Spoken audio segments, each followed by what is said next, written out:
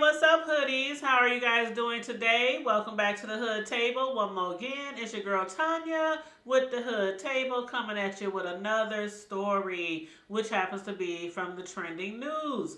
Now, make sure you come on in, like and share the video, subscribe to the channel, of course, if you're new here, and shout out to all our subscribers who continually support the Hood Table, and to all the new people who have recently subscribed to the Hood Table. And don't forget to follow us on Facebook, IG, and Twitter, and also TikTok.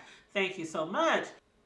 Now, again, we're going to be discussing something that has been trending in the news since last week. It's a case where a wife comes home early in the morning to find her husband with another woman. Now, the wife comes home early in the morning, finds this lady in her house, and shoots her. And the lady dies. A young woman, she dies. And so the lady, the wife, was charged with involuntary manslaughter. Now, a lot of people think that she should have been charged with murder. So we're going to discuss this story. And I am going to play this video for you guys first. Show you guys a little footage of what's been going on. Police on the scene of a homicide on Porter Street in Northwest Charlotte.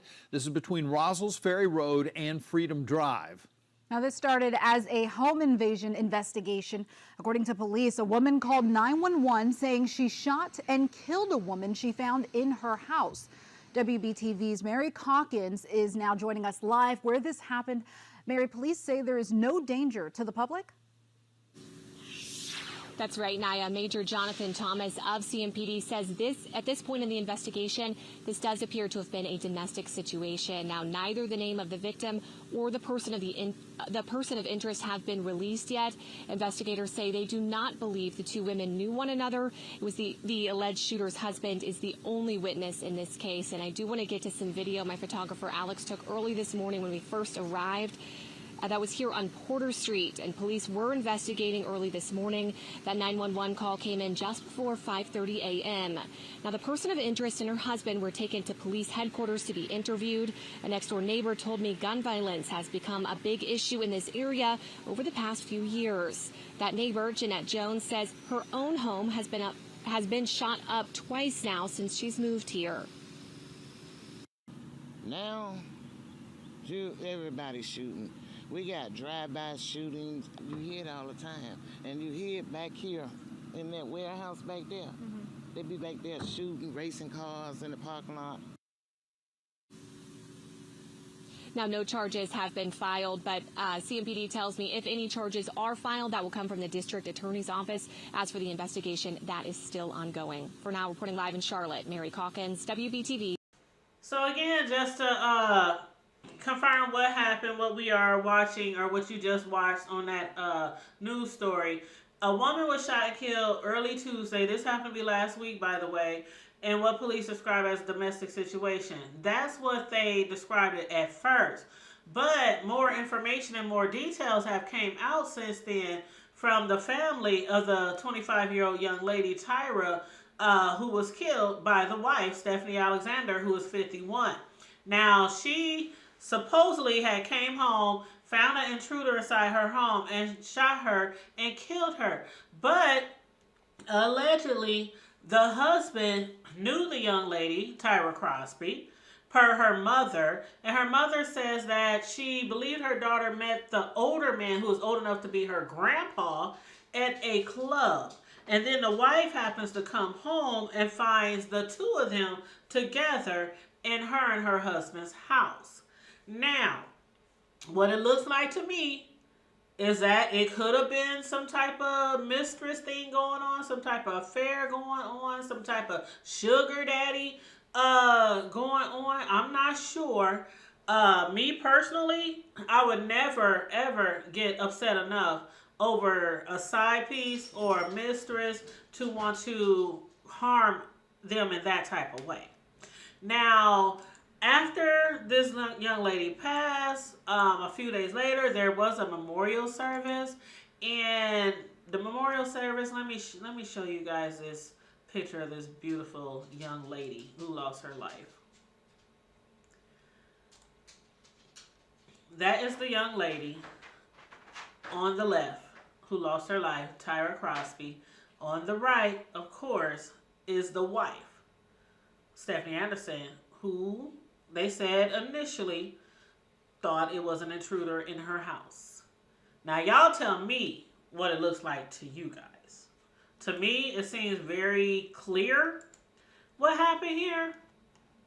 You know what I mean? I mean, it doesn't take a rocket scientist to realize what might have happened here. But this is still an ongoing story. But the community gathered, to honor the life of the 25-year-old woman, down there in Charlotte. And this was just the other day. They wanted to, pay their respects to the loved one and they was lost, a loved one that was lost. So the community came together along with the family members and friends and loved ones. They had a vigil that was Sunday evening to honor the life of Tyra Crosby, again, 25-year-old, who was at the house of a man who they said was old enough to be her grandpa. Now, a lot of people is calling for that man's photo to be put out there. I don't think it should be hard to find who this guy is, for the people who lives in the area. But some people are saying, they need to show the picture of the man too, because it sounds like, again, some side chick behavior. You know what I mean? Some sugar daddy behavior. And no disrespect to the young lady who passed away, but they said the man was old enough to be her grandpa, and the girl was over there around 5 o'clock in the morning. But yeah, so the memorial service was held to honor 25-year-old Tyra, who was allegedly murdered. Well, we know now that she was, by 51-year-old Stephanie Alexander. Did I say Anderson earlier? I'm sorry. Stephanie Alexander on July 18th. So again, this was last week when this happened. And I, as a parent, I can't imagine how her mother feels, because they claim that this could have been a crime of passion, and that's why the wife was charged with involuntary manslaughter instead of first-degree murder. But the mother, the family of Tyra, they want the charges to be upped because they believe it was first-degree murder. And again, what it looks like to me is very clear what happened. Now, when we say involuntary manslaughter,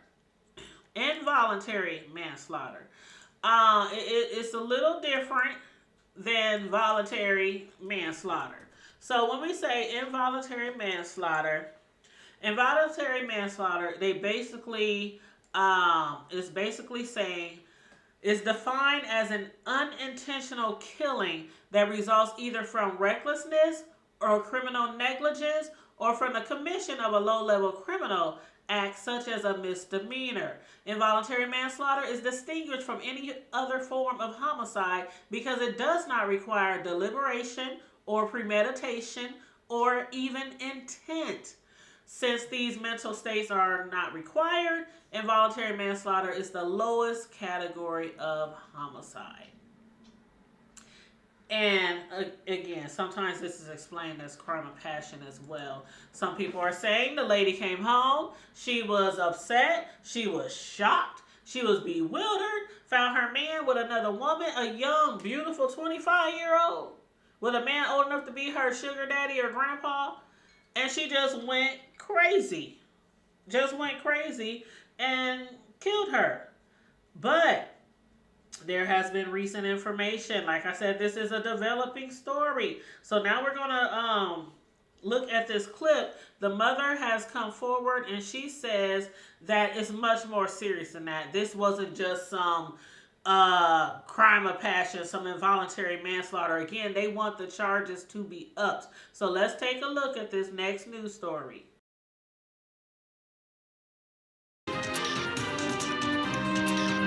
She's saying, no, you're going to kill me. You're going to kill me. Charlotte mother says her cell phone captured her daughter's final moments.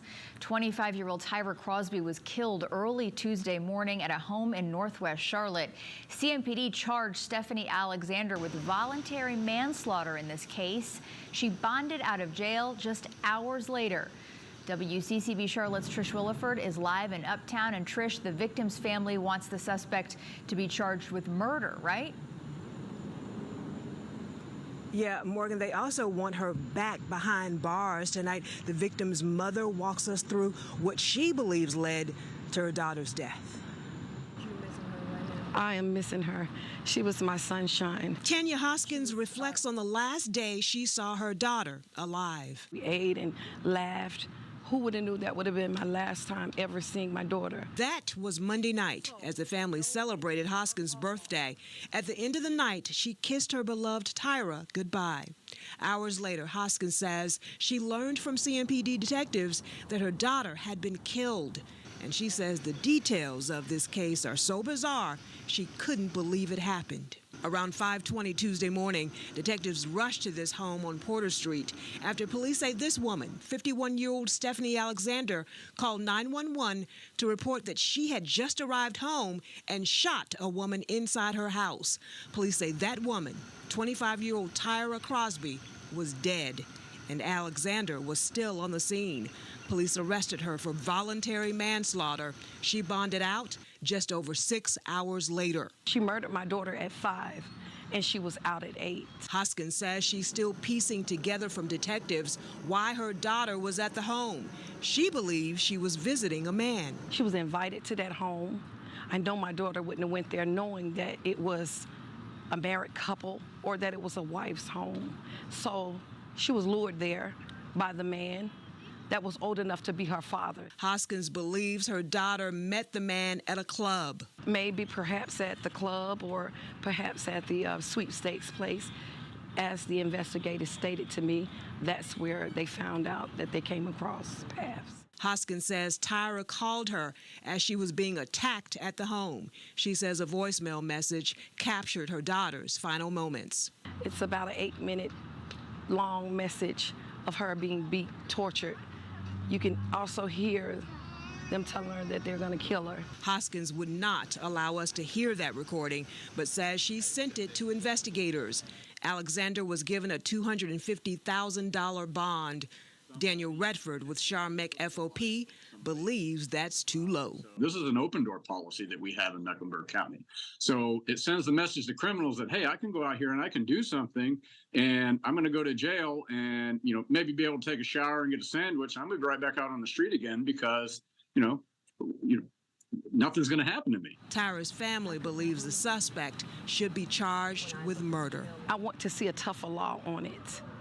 It means that human life has no value anymore.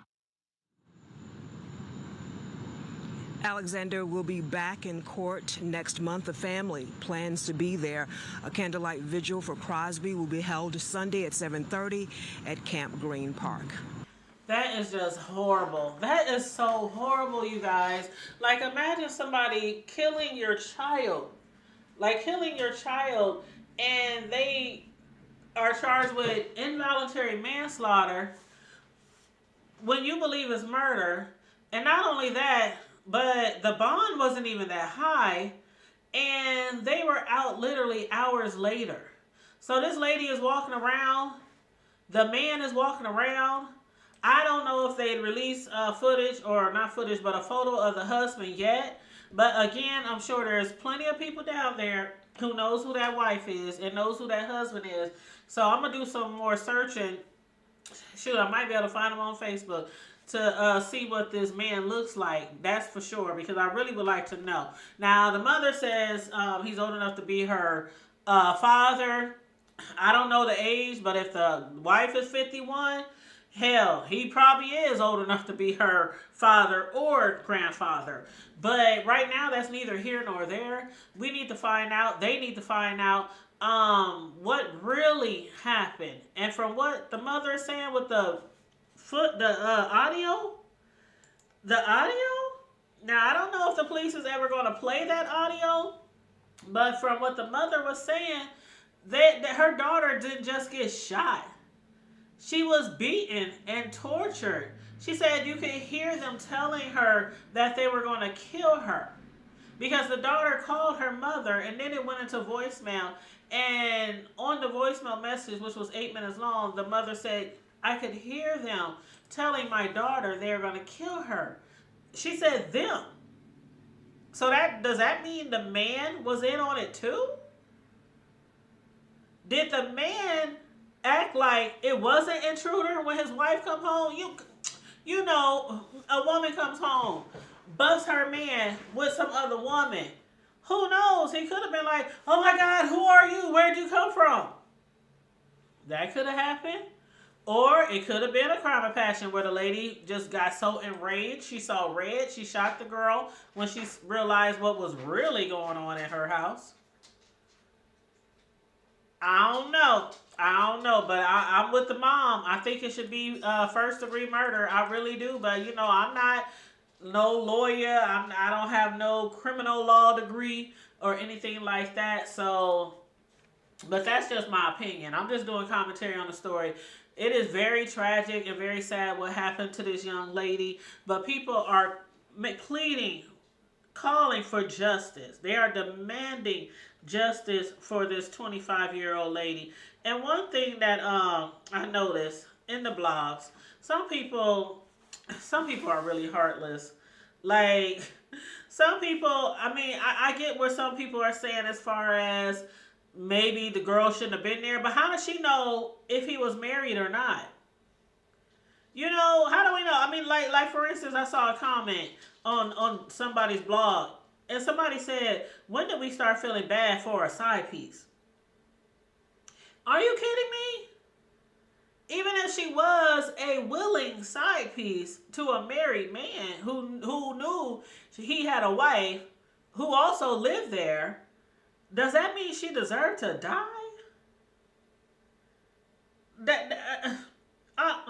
My heart goes out for the family. Like, seriously, my heart goes out for the family. But one thing I can't agree with as well, somebody had put on the blogs saying this is exactly why I don't go to no man's house, whether you invite me in or not. I learned a long time ago, no good men are married and single.